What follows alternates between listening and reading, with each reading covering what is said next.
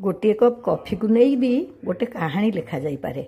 आज सकाळु बुली बुली मु कपे कॉफी पाइलिनी। सबुठी चा मिलूला। आपण मैंने जानते मु चा पीएनी।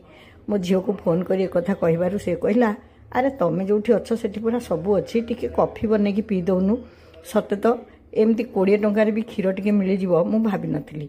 20 टंकार क्षीर 5 टंकार चीनी आउ 3टा कॉफी पाउच धरी मु आसीगली। आउ एठी देखला बेलू सबु प्रकार घरकरणा जिनस रही।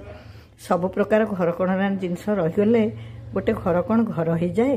घरर मोहमाया सतरे केते अधिक। मुझे बढ़िया किना कॉफी तैयारी कली।